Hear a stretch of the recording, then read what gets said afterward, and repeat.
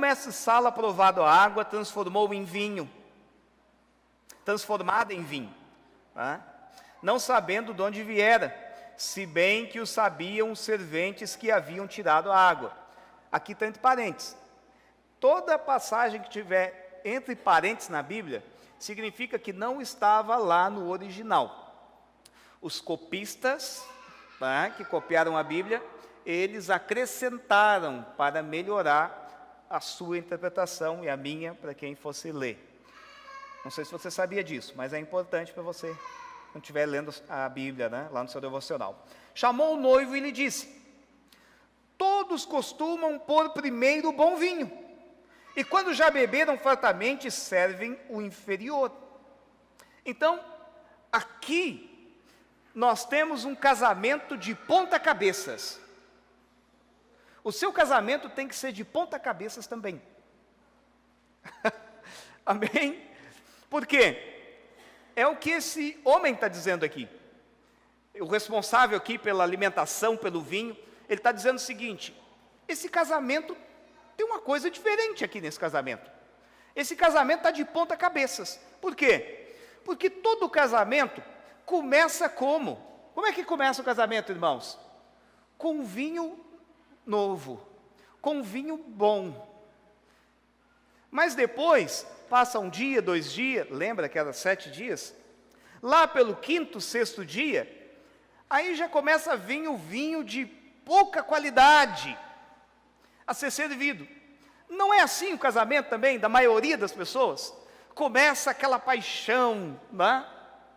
Aquele amor todo, mas aí vai passando o tempo, e o que vai acontecendo? Vai começando a vir, né, o vinho velho, vai começando a piorar, tá? Então começa muito carinhoso, muito compreensivo, tudo mais, mas a tendência é ir com o passar do tempo piorando. Mas nesse casamento aqui, nós temos um casamento aqui de ponta cabeças. Foi o contrário dos outros casamentos. Assim é o meu e o seu casamento, em nome de Jesus. Cada vez vai melhorar mais, não vai piorar não, vai melhorar, porque o casamento que Jesus está, é um casamento de ponta cabeças. Eu quero compartilhar rapidamente 4 fatores que eu considero fundamentais para você ter um casamento de ponta cabeças. Primeiro deles, convide Jesus para o seu casamento. A primeira coisa. Que casal inteligente esse casal aqui. Por quê? Estavam fazendo a lista de convidados. Quem foi um dos primeiros convidados? Jesus. Ao convidar Jesus, tá? Jesus tem que estar no nosso casamento. Jesus tem que estar na nossa festa. Convide Jesus para o seu casamento. Convide Jesus para fazer parte dessa relação. Que Ele seja honrado nesse casamento. Que Ele seja glorificado nessa família. Que as pessoas não precisam vir aqui no prédio para conhecer Jesus. Basta elas irem lá na sua casa. Basta elas irem lá na sua família. Amém, irmãos? Cada casa uma extensão, ou melhor ainda, uma expressão da igreja. Assim, esse tem que ser o seu alvo. Convide Jesus. Segundo fator aqui que eu considero fundamental para você ter um casamento de ponta cabeças.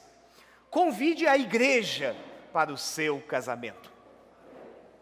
Não convidaram só Jesus. Convidaram também os discípulos para estarem lá no casamento. Convide a igreja. Cerque-se de pessoas cheias do Espírito de Deus. Cerque-se de irmãos cheios da vida de Deus. E a sua família vai ser abençoada. Tenha pessoas que amam a Jesus. Pessoas que, só pelo fato de você estar com elas, você é despertado a buscar mais de Deus. É gerado em você fome e sede por mais de Deus. Permita que pessoas tenham voz no seu casamento. Casais que você honra, casais que você considera que eles falem na vida de vocês. Amém? Então convide a igreja para fazer parte do seu casamento. Hoje, cada dia mais, né, nós temos pessoas que têm levado ao extremo algumas verdades, e isso me assusta, porque tem gente, se eu e a minha família somos igreja, então eu não preciso ir mais no culto, então eu não preciso ir mais na igreja. Aí quando confrontados, fulano, você não tem ido mais nos cultos, não tem ido mais, você não congrega mais, não precisa, agora estou investindo na minha família. Porque a minha família é igreja também, eu, meus filhos, meus esposos. Que conversa do inferno é essa, irmãos? Fuja de gente assim. Convide a igreja para fazer parte do seu casamento. O dia que o dia mal chegar na vida desse casal, eles vão recorrer a quem? Eles vão pedir conselho para os filhos? Você entendeu? Quem é que fala na vida desse casal? Quem é que intercede por eles? Que é o terceiro fundamento aqui que eu acho muito importante. Convide intercessores para o seu casamento. O que aconteceu? Maria estava sabendo, Maria fazia parte dos bastidores daquele casamento. Por quê? Maria sabia que tinha acabado o vinho. Então o que ela foi fazer? Ela foi lá diante de Jesus interceder por aquele casamento. Tenha intercessores pelo seu casamento. Tem casal que se fecha e ninguém sabe dos bastidores daquele casal. Isso aqui é uma palavra principalmente para os homens, porque os homens é que resistem a abrir as necessidades, as fragilidades do casamento.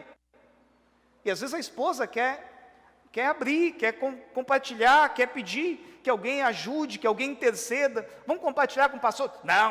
Não fala, não precisa, vamos resolver nós. Não faça isso. Um casamento de ponta cabeças, ele tem intercessores. Você não tem que abrir a sua intimidade para todo mundo. Você não é todo mundo que precisa saber dos problemas da sua família. Mas você precisa ter sim, 1, 2, 3 casais que fazem parte lá dos bastidores do seu casamento, que vão interceder, que vão dar uma palavra de Deus, que vão ajudar às vezes o casal a chegar num acordo. Isso é muito importante. Tenha intercessores no seu casamento. Não torne seu casamento. Tem irmãos que possuem um tipo de educação que não permitem que ninguém seja íntimo. Isso é errado. Não é o melhor. E por último, obedeça sem questionar. Aqueles homens simplesmente foram lá. Olha, você está mandando servir água, vamos servir, vamos obedecer sem questionar. Alguém pergunta, pastor, qual é o segredo? Como é que o pastor consegue conviver com a Lara?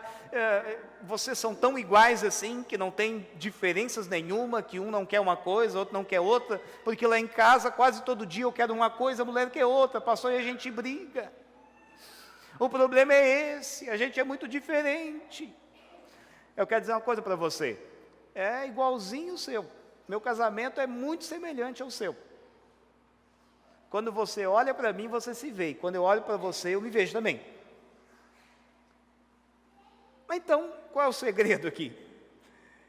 O segredo é que, quando eu quero uma coisa, ela quer outra, não importa. O que importa é o que a palavra de Deus diz a respeito daquilo. Entendeu? Então, a Lara quer algo, eu quero algo. Aí a gente senta e a gente chega ao seguinte acordo. Não importa o que você quer, não importa o que eu quero. O que a palavra de Deus diz a respeito disso?